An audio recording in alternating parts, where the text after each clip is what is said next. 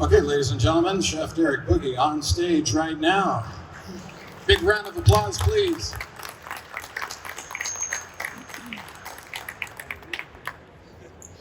First of all, whoever came, thank you for coming. So my name is Derek Bugge. I'm the chef for Harbor Foodservice, as you're going to see right over here. Please take a moment if you're not familiar, come over and talk to the guys. We've got a lot of awesome people over here.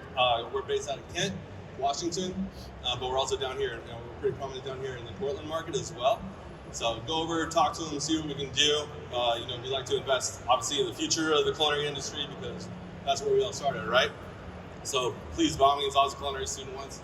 And I don't know how you guys feel, but I was intimidated to go talk to people. I just walking around, felt like I had no place. By all means, we realize that you guys are the investment in the future. So by all means, everybody else too, stop by. So I am the chef for Harbor Foodservice. A lot of people ask me what that means, right? It's a food distributor. Why do they need a chef? So I am the chef consultant. That is my title.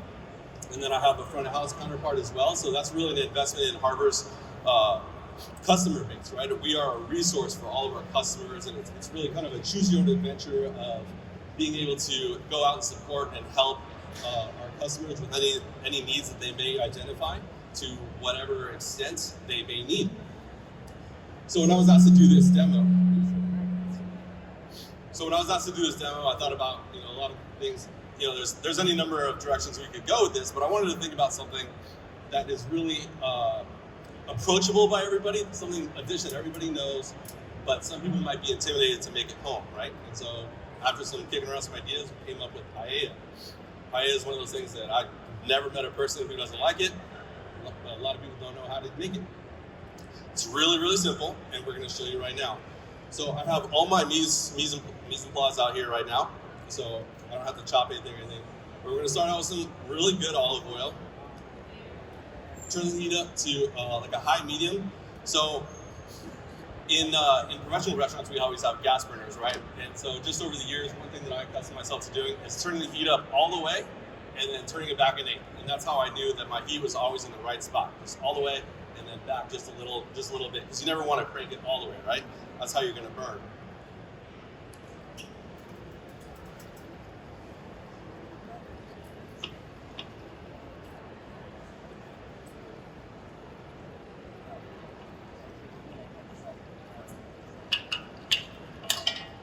So I made a cardinal sin here, and I kind of half did it on purpose. What's the one thing I did wrong in this pan right here? What is it? I didn't let it get hot enough? Right, but let's pretend it was hot enough. What did I do? Moved it around, right? You move the stuff around. So think about preheating a pan. You're getting that heated for a reason, right? You want to get it nice and caramelized. Anything you're throwing in there, you want to get nice and the Maillard reaction, right? The caramelization of the sugars. So what I see all the time when I go and watch people cook is they throw the stuff in the pan and they immediately start moving it around. What that does, and you can apply this to any single procedure, is think about every single thing that you're throwing in that pan is like an ice cube. So all that hard work that you did to preheat that pan, you're not cooling the entire thing down by shaking those ice cubes all around. So, moral of the story being, throw them in the pan, throw whatever product you're going to do in the pan, and just let it sit there for a little bit before you start shaking it around. And that will get that nice caramel reaction, let the rest of the pan stay hot, and then you can start shaking around. So the point of doing this meat first, and this is linguiça. This is a Portuguese sausage. So it's more on the firm side. It's heavily seasoned with a smoked paprika. It's also got garlic and onions. It's a pork base. You can really use any sort of sausage you want, whether it be chorizo, linguiça. You can use lardon, pork belly. You can use bacon if you want. It's really up to you.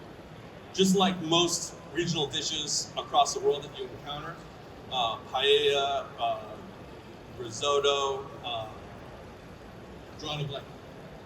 Whatever dish you have, they all start from maximum utilization, right? All these countries had all this excess of food. They needed to think of ways to feed basically the farmers, all the poor people. And we're going back hundreds of years.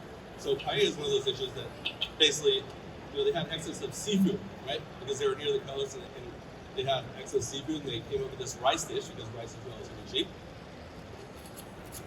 And so when you're talking about these maximized utilization, total utilization, there's really no law as to what you can put in, right? You can't say, hey, it's got to be linguiça and it's got to be clams and mussels. There's this famous restaurateur which I like to talk about. His name is Danny Meyer. If you guys are familiar with 11 Madison Park, he was the one who started 11 Madison Park, which is one of the #1 restaurants in the world consistently. And he has this mantra that I really like to live my life by. And it says, whoever wrote the rule that? Whoever wrote the rule that? And then you insert here, like, whoever wrote the rule that you have to use linguiça to make paella? Whoever wrote the rule that you have to wear nonsense shoes in the kitchen, or that you have to wear a toque? You know, just apply that to anything. Whoever wrote the rule that you have to use it. Regardless of who you're cooking for, you want to make it so that it represents you, right? Cooking is all about passion and love, and I know it sounds corny, but that's why I do it, right? I chose this career. I do it because I love it. I enjoy it. So that being said, I want to give the best representation of myself anytime I do it. That's why I choose ingredients that I like.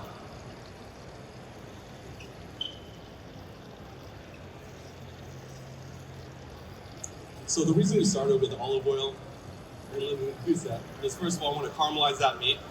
Otherwise, it's just going to taste like boiled meat. If I throw it in with the rice later, it's just going to taste like a boiled hot dog or a boiled sausage. By doing this, not only are we caramelizing the linguiça to get more flavor out of it, but we're also seasoning the pan, and it's going to give us a more flavorful liquid to toast our rice in.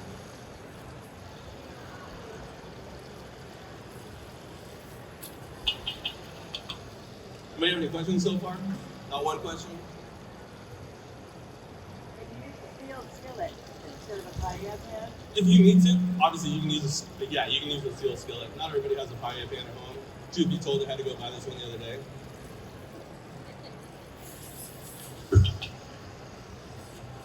The cup, no. Whoever said you needed a paella pan, you know, Oh yeah, like this is a cast iron pan, this would work fine. You can use that. Yeah, if you want to carry that thing around. You can really use any pan, doesn't matter. This is just more of a traditional one, so when you see the whole procedure, you'll realize that paella is really a one-pan dish. But meaning you just use one pan to make the entire thing. That's why you see sometimes these ridiculous looking paella pans that are like 14 and a half feet across, and you have like 4 chefs all around with big wooden pallets staring around. It's really kind of funny, actually. They put it up on big barbecues. I'm surprised you don't hear about more paella deaths every year.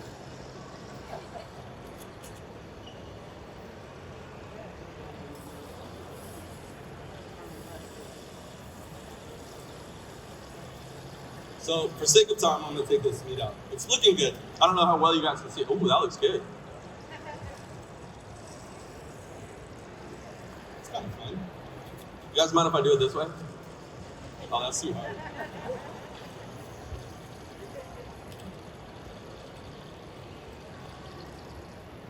So, I'm going to take the meat out. I'm going to try and save as much as liquid as possible. Obviously, some of the liquid's going to go with the meat. Don't worry about it. It's not the end of the world. It's all going to go back in there later anyways.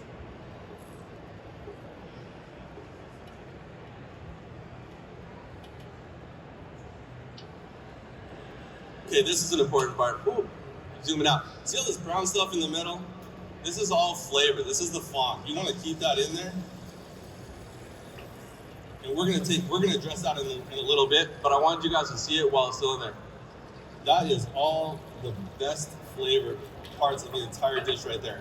So we're going to scrape what we can, but we're going to let the rest go. I'm going to turn the heat up a little bit, so we're more of a sauteing. We were sauteing before, but we're going to saute it a little harder. So if you guys can see there's a little bit of smoke coming up, we're at that smoke point. Throw that rice in there, and we're going to start to caramelize the arborio. I keep calling it rice, but it's actually arborio. Anybody know the difference between arborio and rice? Can you tell me, because I don't know. Anybody? There's more starch in arborio? Oh, that's good to know. Do you mind if I use that in my next one? Pretend like I knew it already? Cool. What's your name? What is it? Walker? Okay, I'm gonna give you credit in the next one. I'm just kidding, I'm not really going to. So we're toasting the arborio. The more starched arborio, thanks to Walker. And the reason behind toasting the arborio is we're going to try and get a nice crust around it, right? So anybody who makes rice at home and does it well, they know to rinse their rice, right? The reason, but some people may not know why, they're just somebody's hot, so you're actually rinsing the starch off. So here we're actually searing the starch, and the reason being that when you cook it all the way, that starch that we're cooking off has actually created a shell, and it keeps all the little individual arborio kernels, pieces of rice from sticking together. Is that right? Sounds right.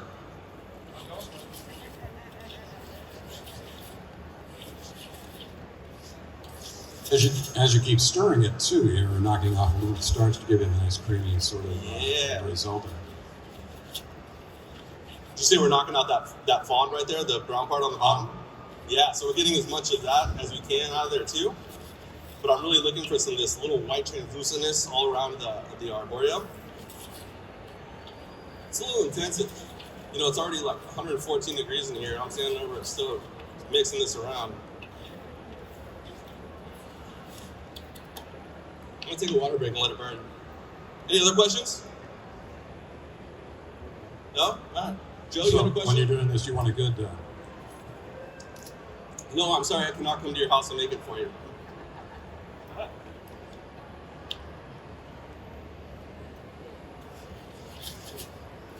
Okay, so we got the little bit of starch going. I can see there's a little bit of whiteness, a little bit of caramelization. Again, mired.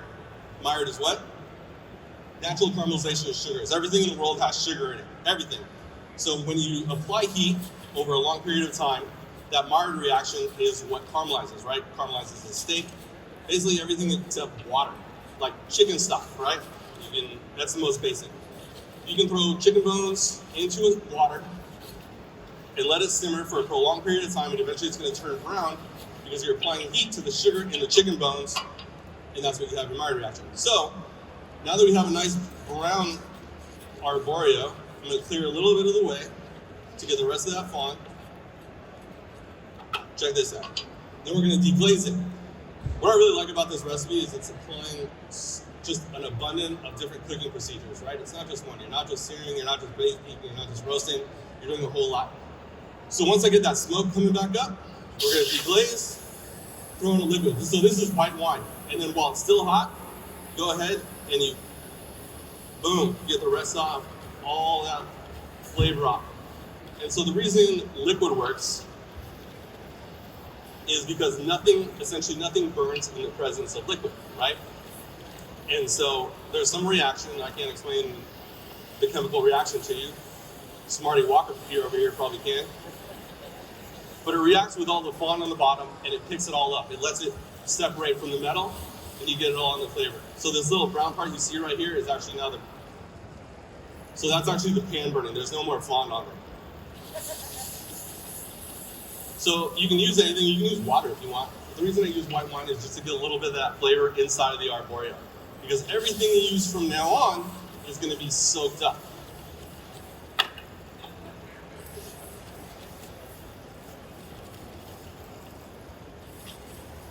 Okay, so now that we got that going, I'm going to throw a little bit of shallot and garlic in there. And I know this is going to be counterintuitive, and I'm going to explain it. So a lot of people are going to be thinking, well, why didn't you put garlic and shallot in when you first put it in the oil? It's because garlic and shallot have a very low smoke point. And I don't want to burn it.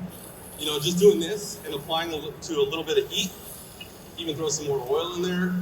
Not only will the oil let it not stick to the pan, but it'll also cool down the temperature a little bit and make sure I'm not burning it. Speaking of which, I'm also going to turn it down a little bit.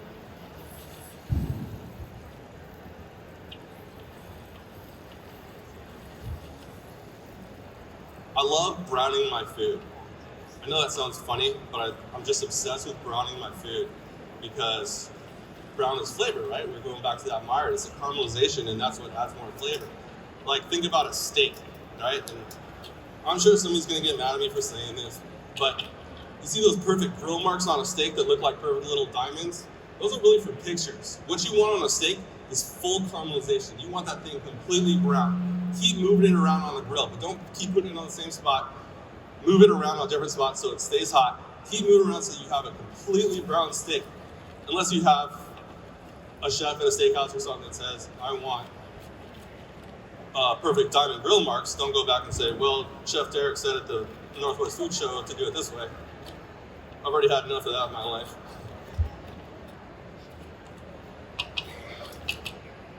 Or you could try and educate them, be like, hey, what do you think about this? Because when you have those little diamond marks on the steak, all those pieces in between all those char pieces really tastes like boiled beef if you think about it. So then we're gonna start to add some other stuff. I'm gonna add a little bit of tomato. You can concassate your tomato, you can throw them in whole. The chefs here in the front row look at me like, yeah, concassate. The people who cook at home are like, what? Concassating is basically blanching and chopping tomatoes, taking off the peel, cutting it down into little pieces. Whole tomatoes are fine. Whole cherry tomatoes would be really cool. I just did some whole sliced Roma tomatoes. Same thing, we're gonna break them down a little bit, apply it to a little bit of heat, kind of break down.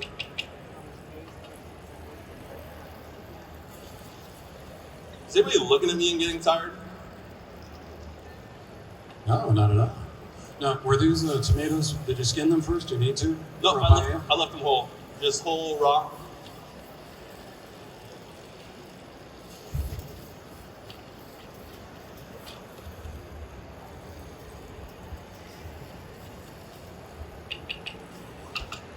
Can somebody go find my boss and ask him if I can take a break after this? Just kidding. What about now? Any questions now? Any more questions? No? All right. Good, because we got a long ways to go. I got Scott coming up behind me. He's probably yelling at me yet.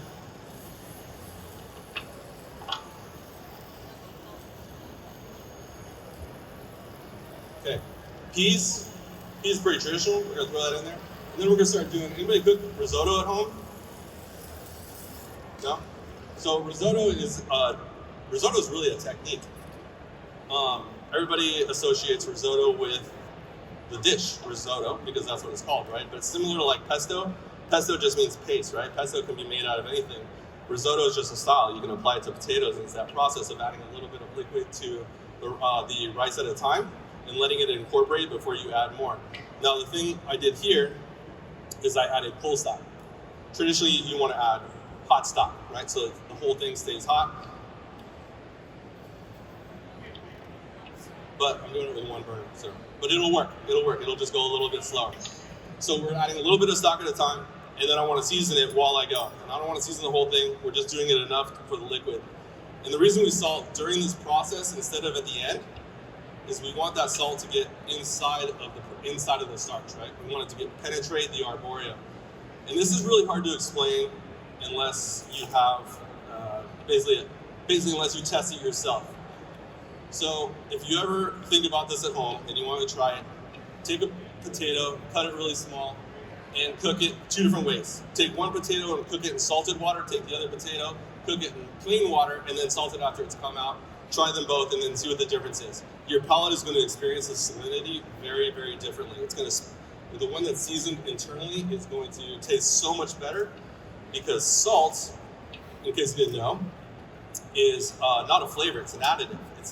It's a natural enhancement of regular flavors. So you don't actually salt you salt to season, but the purpose is to bring out more natural flavors. Like anybody who has tried pineapple with salt or watermelon with salt, any fruits with salt, salt is actually bringing out more of those natural juices and those things that you try normally.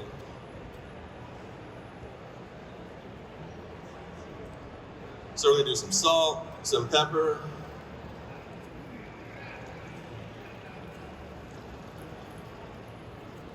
One of the fun questions I always get is, well, how much salt? Until it tastes good.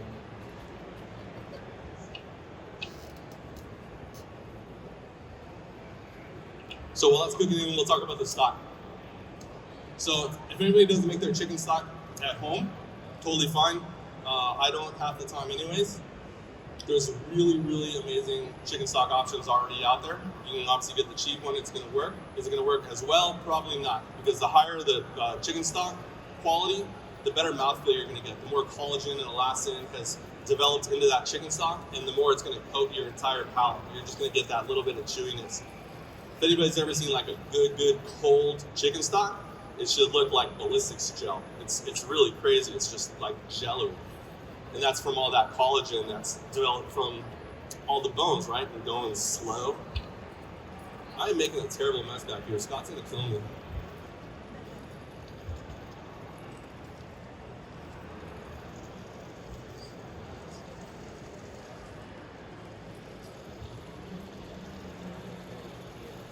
Okay,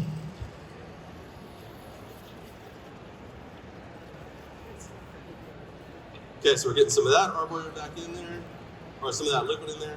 I'm gonna throw the sausage back in there. Anybody made paella? Besides the guy in the white chef coat? Nobody at home? Is anybody gonna try it now? Are you gonna call me at like 3 in the morning? Be like, what did I do wrong? That's all right, everybody does. It wasn't 3. It wasn't 3, no. No. It was like 7 o'clock on a Saturday morning.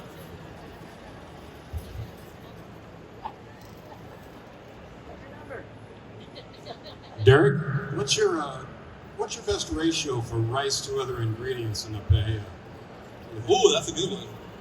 I would say so far it's been about 1 to 1. No, you have a lot of ingredients yet to go. A lot of ingredients yet to go, right?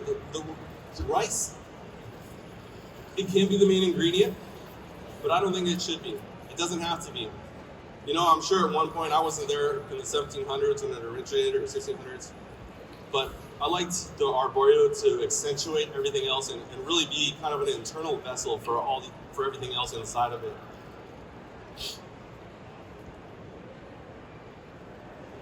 You know, my thought process whenever I make a dish is, how are my guests going to experience it? What are they going to think about when they take a bite?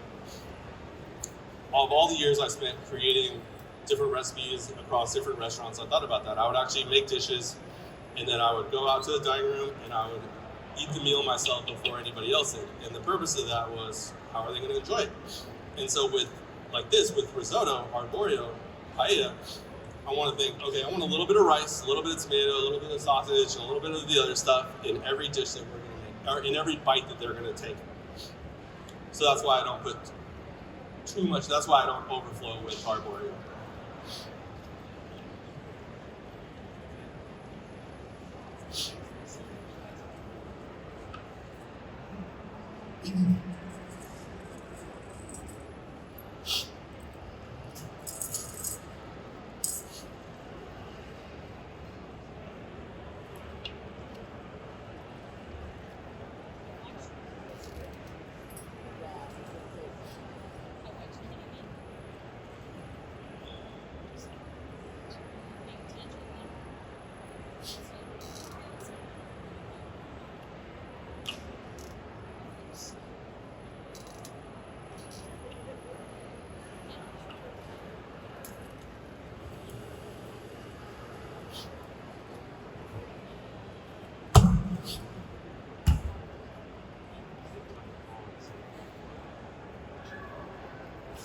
We can talk about the rest of the ingredients while we're doing this.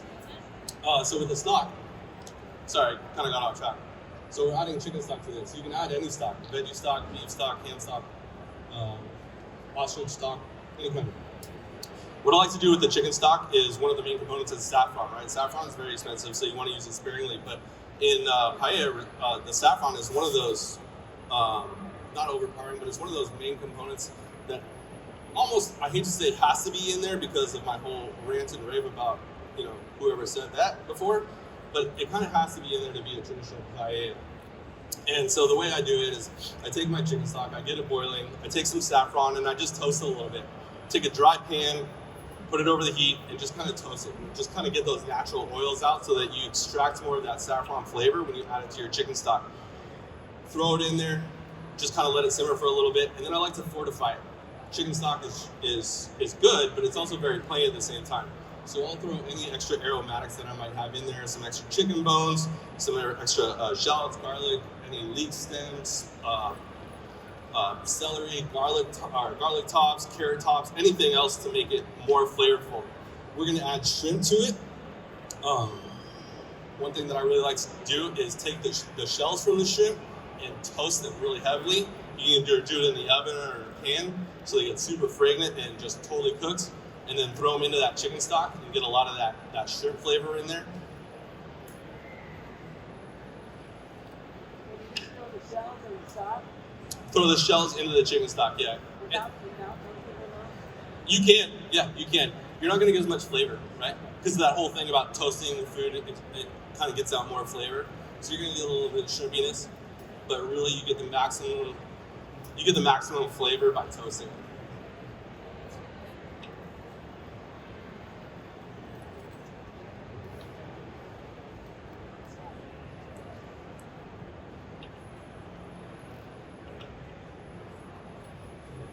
Well, I do talk about toasting stuff a lot, burning stuff, huh?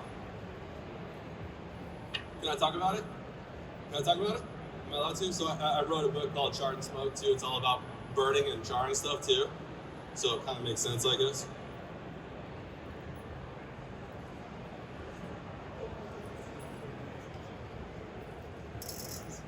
Do you have copies of your book with you today? I don't even have a copy of myself. I'm sorry. I don't even have a copy at home. You can on Amazon though.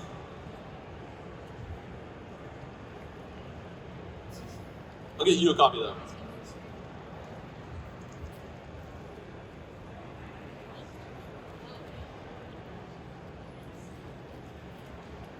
How are we doing on time? Am I good?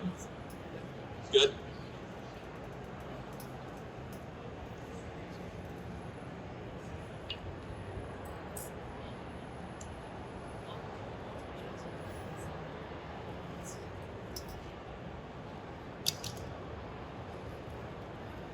It's crunchy, but it's tasting really good so far.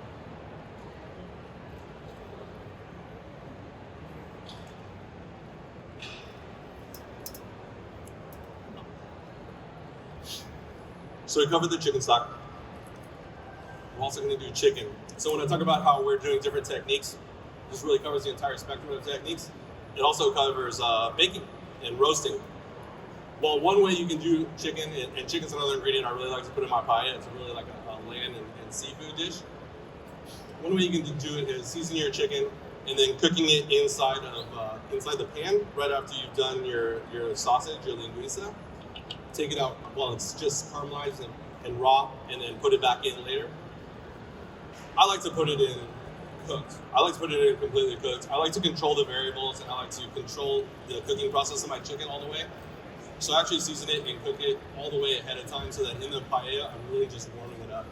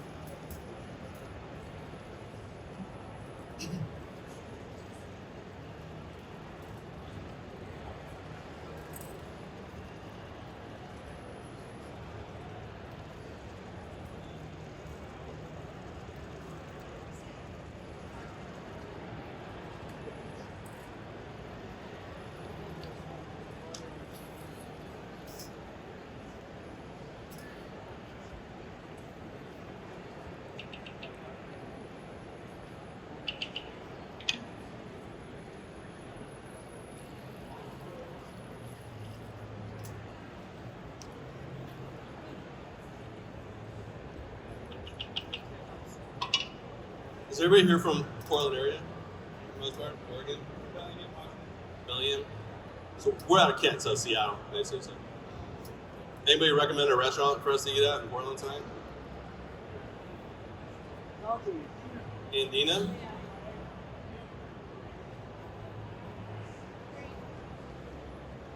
What about something I can't make myself? Even if it's not very good.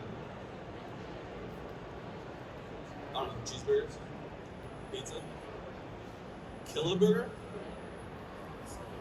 What about, you guys have any good French cuisine down here? La Provence. I know Fenwheel used to be here. Is Fenwheel still here? Fenwheel? It used to be down the Pro. La Provence? Where's that?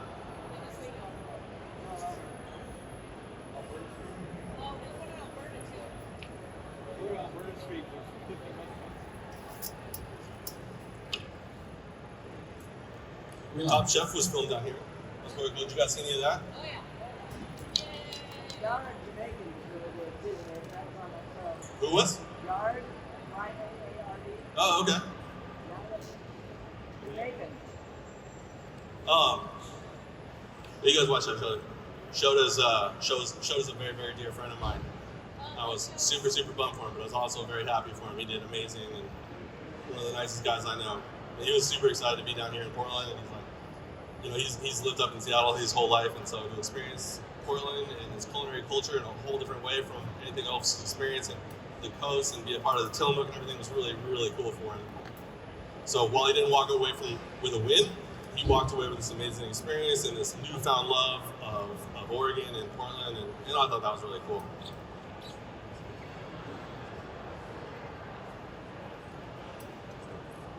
I have a question for you. Why does brown rice take longer to cook than white rice? Why does brown rice take longer to cook than white rice? I don't know, Walker. You know, honestly, I don't know. I've never cooked brown rice in my life. You know, Chef? Yeah. No? Oh, yeah. It still has the husk. It still has the husk on it, so it takes a little more water, a little more time to get through the outer husk on the outside. Yeah, brown rice is just milled until it has rubber on it all. It's just a starch grain left on. And so it is better for you because now you've got your fiber. All right. And a little more dark flavor. Ox Restaurant downtown too is very good. It's more of an open grill restaurant. Yeah? I'd highly recommend that. They were closed all during the pandemic episode. They just reopened a few weeks ago, so it's great to have them back.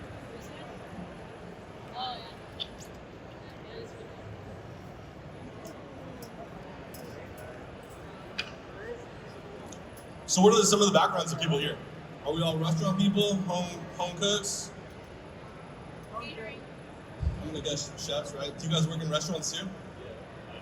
Man, just fully immersed yourselves, huh? School in the morning, working as a cook at night?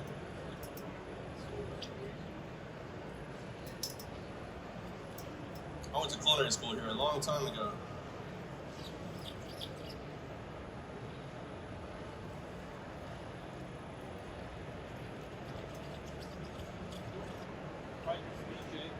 Try my ceviche? Yeah. What'd you think? Yeah? I was telling everybody it's technically not chile, but I gave up that battle.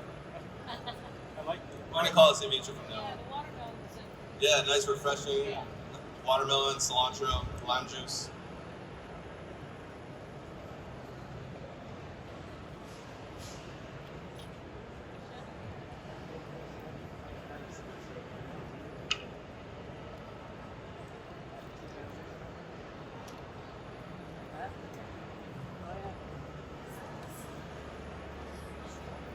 Derek, is there much of a difference between a Portuguese and a Spanish paella?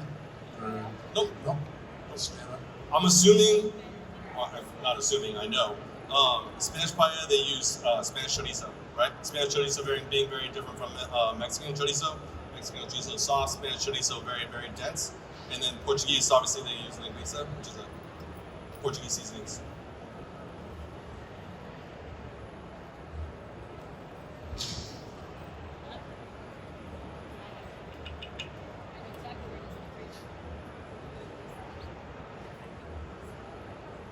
Anything else? Anybody have any burning cooking questions in general that I want to answer? No?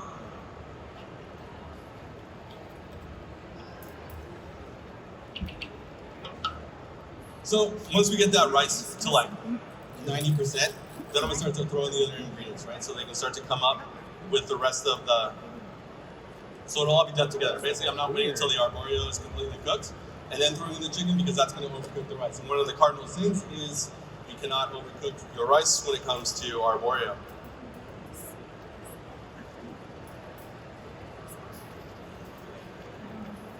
In the world of professional cooking, Derek, yesterday you mentioned that you had a wedding for like 300 people, things like that. You had a wedding for 300 or so? Yeah. Yeah, and in our school, I'm kind of really after about the mathematics of cooking for large groups of people. Most home cooks, you know, they're really dealing with much more than maybe 5-6 servings. When you get into 300 or 400 servings, that intimidates a lot of people. So how dependent are you on like culinary math? Are you just doing it every day? How dependent am I on culinary math? Yeah. Well, it depends on the situation. You know, like as you said yesterday, I catered a wedding for 250 people. Very dependent, especially when you're talking about, you know, high-priced proteins. You don't want to just guess on something that's, you know, $20, $30 a pound. But then at home, there is no math involved. You know, my wife always says that I make meals for like 14 different people, and it's just 4 of us, and one of them's one, and she doesn't eat. But culinary math all the time. You know, I'll be totally honest. When I was in culinary school, it was kind of like high school. It's like, I'm never going to use this, but I absolutely did. Oh, do you teach culinary math? Oh, yeah, it's the most important thing you're going to learn in school. I went through Western culinary back in the day. I went to Western Culinary, yeah. It was a 14th and Jefferson or something back in the day. Was it Cordon Bleu when you went through? It was Cordon Bleu, yeah. It was still Western when I went through. Well, it was a Western Culinary by Cordon Bleu. Right. But yeah, they didn't talk about it much.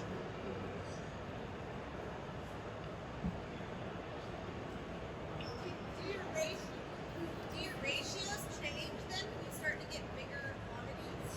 In some ingredients, what do you think, Derek? Do the ratios change on recipes when you get into large quantities? Well, it depends on what you're talking about. Some absolutely, like it's somewhat compounded, right? If you're gonna make tons and tons of rice, you can't just multiply.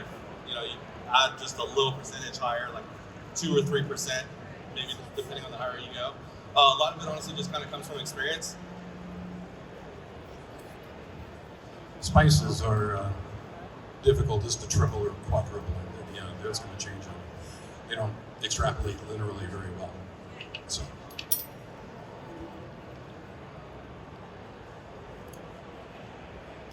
Ooh, we're like 5 minutes away. So I'm gonna throw in the rest of my ingredients, which is all the shrimp. We'll throw in a little bit more stock. Nailed it with the pepper. With the salt. We're just gonna add a little bit more pepper. We're gonna let this shrimp cook.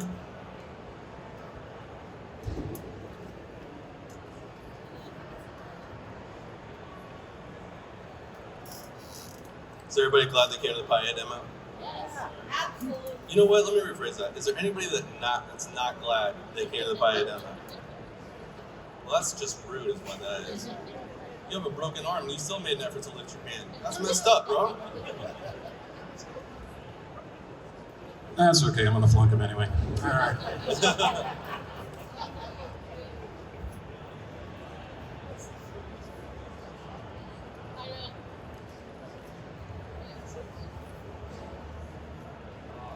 Looks like we're getting close to sample time. We're looking good. We're looking good.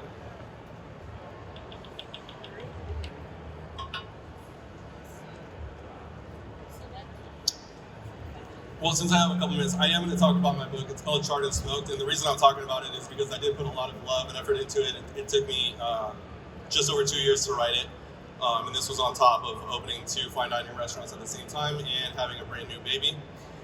It is called Charred and Smoked. You can buy it on Amazon, but the reason I want to talk about it is because it all goes to a good cause. I've never taken a dollar from it. 100% of the proceeds go to the Ballard Food Bank, which is in North Seattle, which is something close to my home, near to my house. It's just, giving has been a big part of my life for my entire life through my grandparents. And so my grandfather died just when I was finishing this book. And so that was kind of my way to give kind of a tribute to him.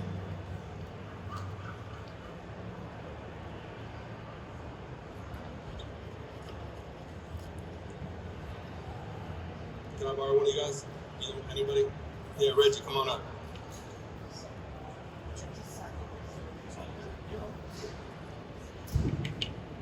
Here you go, man. I'm out of here. No, you want to try it? Tell me what does it need?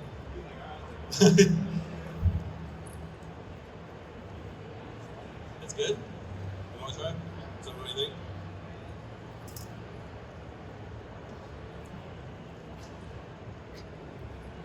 It's good? What does it need? Yeah, there you go. You cheated though. You saw the half lemons. Go for it. Yeah. Did he happen to say acid by any chance? He said acid. Yeah. Yeah, right. Good man. I hear you sir, I'm tired. Got a question from the floor Let's toss here. in the rest of this stuff. Are the clams pre-cooked? I'm sorry? Are your clams pre-cooked? So these are our cooked clams. And I chose cooked clams really just because we were traveling and I didn't want to have that variable of raw clams. And so these are pre-cooked clams. But normally we would use raw clams and mussels, throw them in with just 2 minutes left and they'll pop out.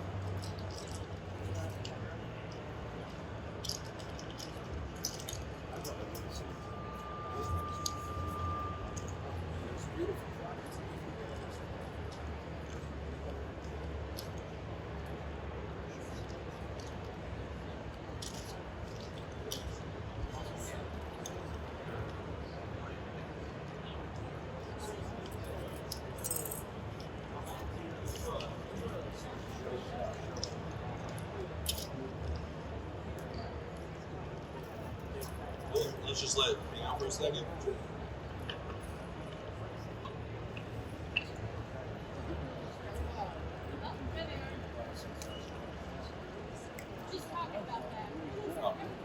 I like a tiny, tiny, tiny little bit of heat. So we're gonna finish it with just a little bit of chili flakes. And then we're gonna let it burn. Oh, really? So part of the traditional paella is you kind of let it burn just a little bit on the bottom. It's traditional. So right when it's done, just kind of really, really, really watch it. I kind of watch the bubbles, right? Because it's that last little bit coming up. Kill the little heat a little bit, just slowly bring it down, and then just get a little bit of char right on that bottom. Not enough, obviously, so that it burns and affects it kills the whole thing. But you want just a little bit of crust.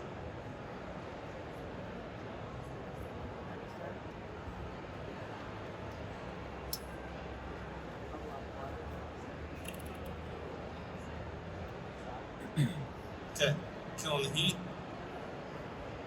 Finish with cilantro or parsley. I'm using cilantro in case anybody thinks it tastes like soap.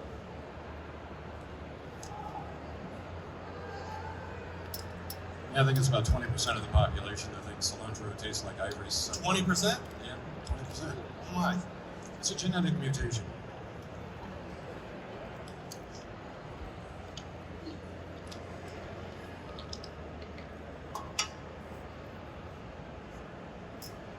That's it. Paella. That looks amazing.